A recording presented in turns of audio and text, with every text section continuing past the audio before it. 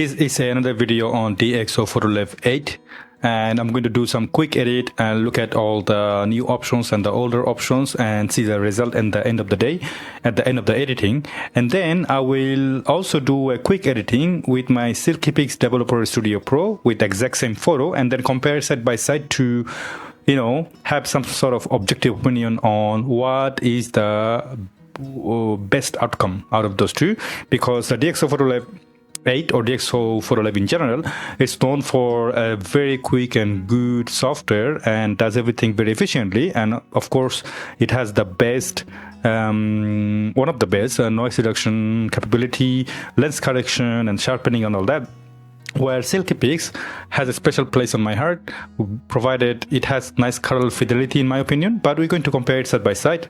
That's all the introduction you're gonna get, and if you like this software you can go down in the description below and then download it on your own and then try out. This is a very old photo taken with Canon 5D Mark II with 1/40th of a second and ISO 4000. Let's look at the noise. Very noisy, obviously, it doesn't surprise me. Full frame camera, yet a very old one. So what I'm going to do is actually go straight to customize and then do some super nice and quick editing, global editing. So we're at the exposure, and then without smart lighting and with smart lighting it does look good. It gives you a bit more dynamic range, but at the cost of some noise in the shadow area probably, but you know, I like it. I would prefer keeping it. And then Clear Plus is probably good for hazy location, which will allow you to reduce some haze and give some micro contrast, but it also works in situation like this. I'm gonna try with and without. Yeah, it gives some nice contrast, especially in the light. If I zoom in, back, stop, on and off, on. Well, I'm gonna keep it. I'm going to keep it as it should be according to the auto. But of course, you can use a different mode like a slide, medium, strong. Slide probably better if you want to avoid some noise. You can even go use the slider if you want to. I will just leave it that. And then I'm going to go to the tone curve. And well, idea is to see if I have kind of what do you call it, the word that I'm looking for, get some more dynamic range and better contrast. So let's go to the luminance channel without impacting the colors. Maybe some more in the gamma area and some mild contrast. Right, so if I do before and after, that's nice. Probably I would add some, I could add some more contrast here. I guess that would be nice. Well, that's enough. Vignetting, well, the corner has to be nice and good, and then that's done.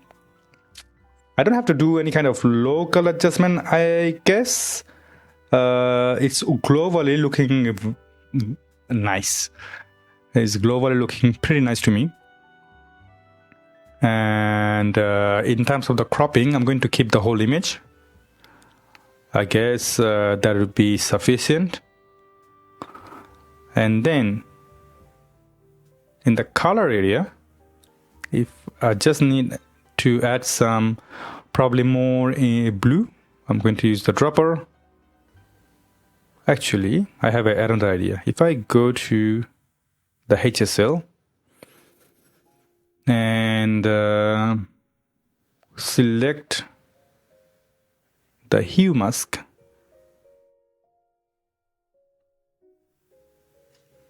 it will select just all the blue necessary.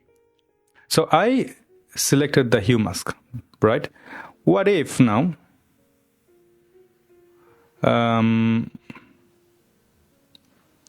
what if I brush off all the rest of the blue from the side? you see that the blue option, and then if I wish I could get something to take off all the mask away, but that's not possible, it looks like, because it's selecting all the hue possible. But if I zoom in quite a bit from the top,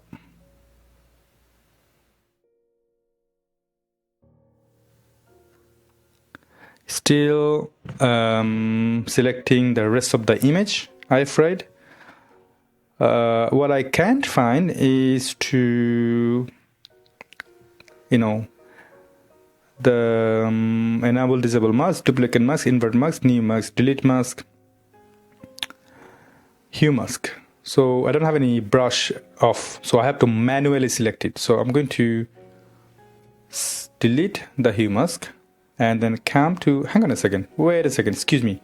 So if I go back and then there you go, that's my brush. That probably can help. Right, now, so if you could excuse me, I actually found the brush that I was looking for. So I'm going to brush off everything else. So you see, with the patience, you can find whatever you want. So I'm going to brush off everything away and then keep just the middle. And now, what else? I'll come back to my mask. Select it. And then exposure. Reduce the highlight. Select the midtone. Add some more contrast. More intensity with the clear view plus. I'll get some more blue with the white balance. Probably it's nice.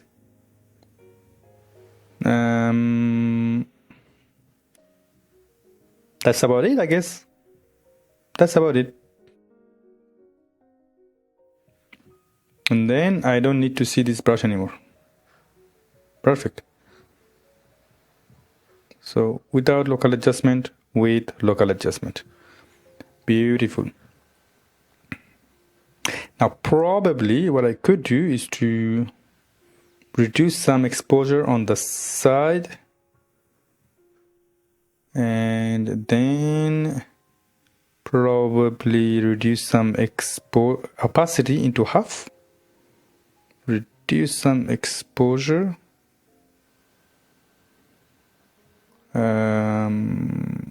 Add some contrast to yellow. I'll do the same thing on this side. And do the same. Probably reduce a little bit of exposure. Add some shadow though. Not too much. Not too much. And a bit more yellow. Right. So let's do a side by side. Globally so far, after, before and after. It's pretty nice, eh? Pretty nice. I like it. What I'm going to do, I'm going to go back to that and then reduce probably a bit more exposure. Same on the other side. Bit more exposure.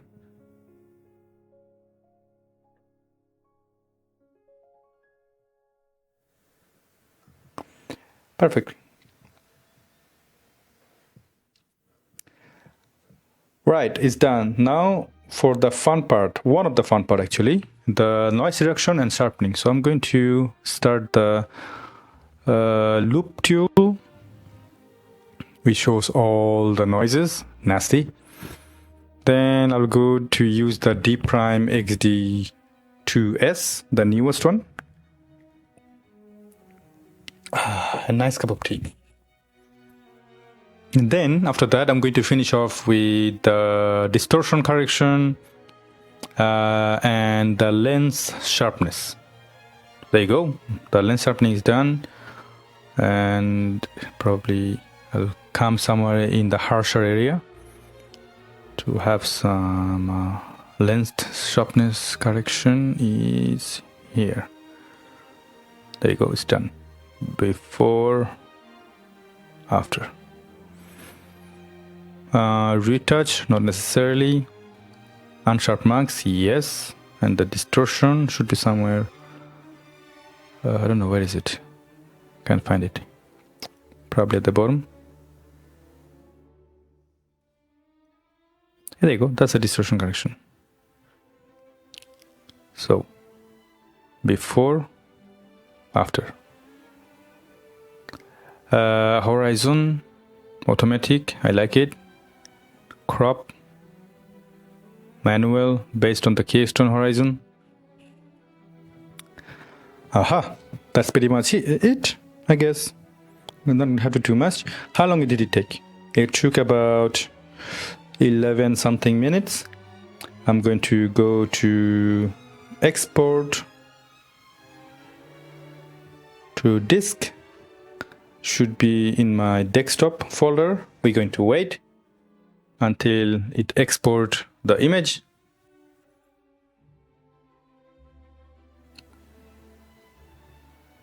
Meanwhile, I'm going to open the SILKYPIX Developer Studio Pro, which is next to me.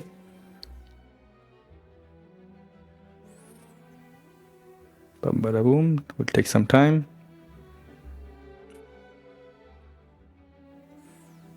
Should be somewhere over here. There you go, found it.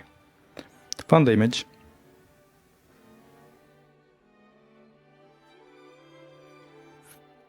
It might take some time to export for the DXO PHOTOLAB because I just opened a new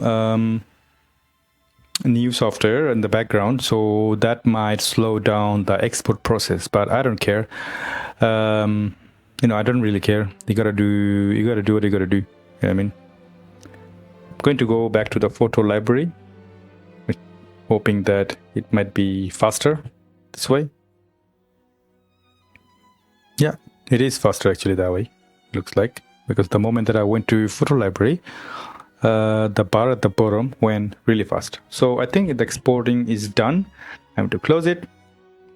I'll try my best to do exact same type of quick editing on my SILKYPIX Developer Studio Pro. I'll close out the sidebar. And you know what I'm going to do? I'm going to do auto adjust. Let's see what auto adjust gives me immediately, right? And the default, I'm going to select no sharpness and no nothing at this point because it takes up a lot of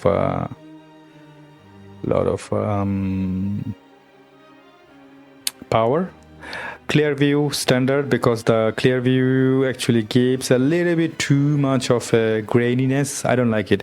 Probably a good idea for more information, but it crunch up a lot of things. If I remember correctly, that I did some S-curve-ish for in the previous software, and in the midtone a little bit more, so I'm gonna do that. What else? Let's go straight to distortion correction. Bam, done. And what else here? What I'm going to do, this software is pretty nice because it has something that I like a lot, which is, oh no, not this one, I apologize. The partial correction filter, which is, you can add some brush, okay, as you do with everything else, but that's not the fun part. You can just select this array, just that, as much as you can, obviously, and it's going to brighten the whole thing. That's not what you want. Then you're going to go to the color selector, click the most powerful dominant color. Aha. Now you can see the difference. The range, I'm going to, go a little bit further. Let's see the difference. Lightness. You see what happened? He just selected just the light, the hue of the light. That's beautiful. So I'm going to put the brightness a little bit up. Saturation a little bit up. Contrast a little bit up. Clarity a little bit up. And that's about it. And then I'm going to select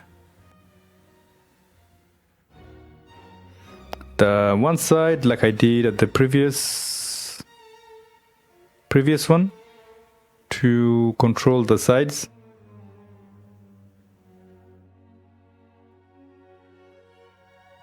And do the opposite like that. Reduce a little bit of side brightness to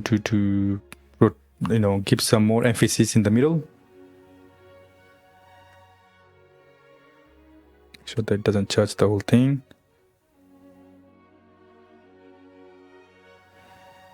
Right, probably a little bit less of a saturation. Doesn't have anything else though. That sucks. Probably a bit more of a yellowish. I guess that's nice.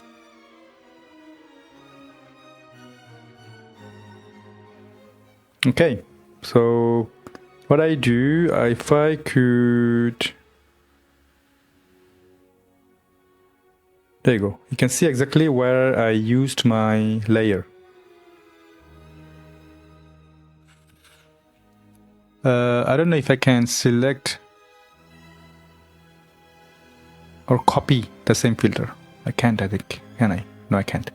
So I have to select the same gradient filter and do the same on the other side this time.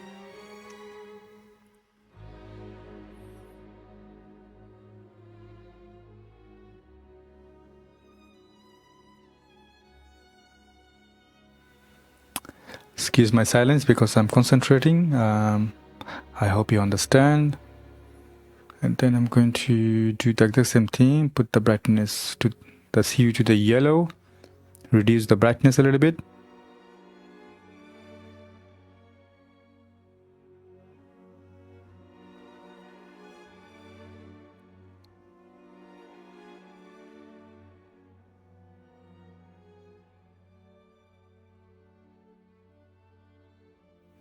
Up.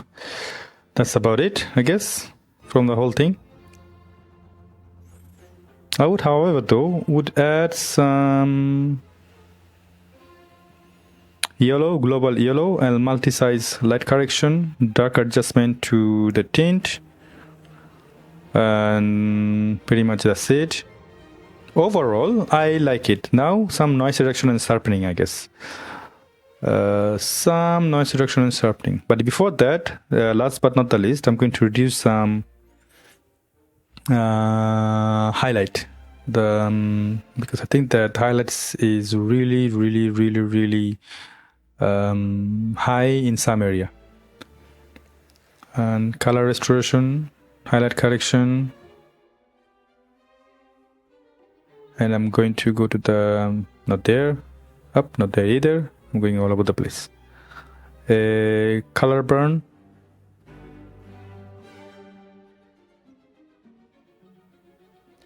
That's pretty much it, I guess. And maybe some global shadow. Some global shadow.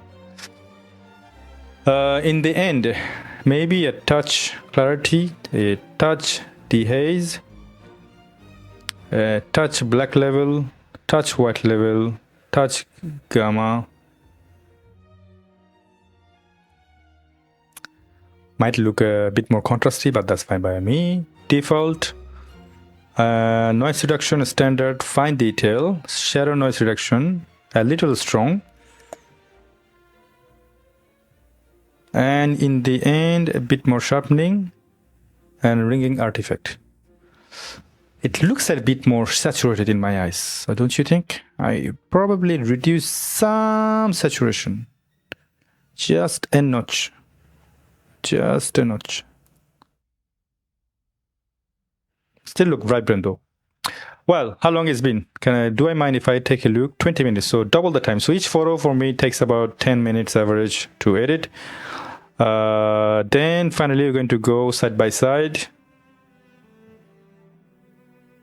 Okay, so that SP means SILKYPIX. Develop. So we can wait a little bit. Meanwhile, SILKYPIX does not, I'm not a promoter of SILKYPIX. That's the only software in my life I paid money for. Even DXO, I am an affiliate, just like many other photography YouTubers. I do get paid when you use a link and then download or purchase. I make some commissions. Do I have my stuff for DXO? Yes, because it's a French company and I live in France. So obviously, yes.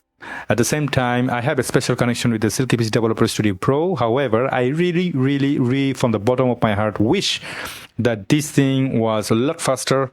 I don't care about how many features you provide. On one photo raw 2024, it's like a software that gives you like a plethora of options that I never personally use, and they're actually quite slow in my opinion sometimes.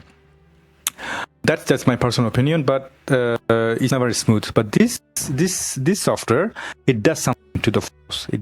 It does make you feel good about your image. I don't know if it's their contrast control. I don't know if their color fidelity, but it does a good job in terms of maximum information. In maximum quality of your image. When I say quality, I'm talking in terms of the overall color fidelity. It makes your image looks quite natural. That said, unfortunately, it's not the best in the market when it comes to noise reduction. It's not the best in the market in terms of the speed. You gotta love your photography and you have to do photo editing like the Japanese making their matcha. Anyway, moving on to the comparison. Everybody's waiting for it, so there you go. Up that, and then I'm going to go to, excuse me, there you go. That's I guess the DXO version. I don't know what that white dot is though. Where they come from. I don't know where they come from, honestly. But that's our DXO, and that's our SILKYPIX. DXO SILKYPIX. So SILKYPIX has some, well, as I told you, it does have something to do with the noise reduction all the time that I hate. But overall,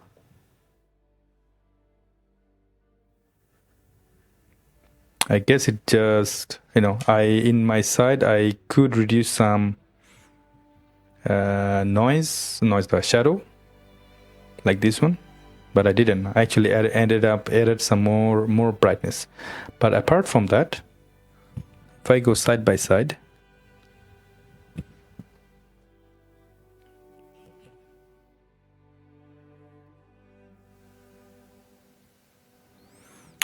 DXO gives 17.9 megabyte and SILKYPIX does 30 megabyte though. Yeah, both software gives some sort of dot. I don't know what they are. Even this one.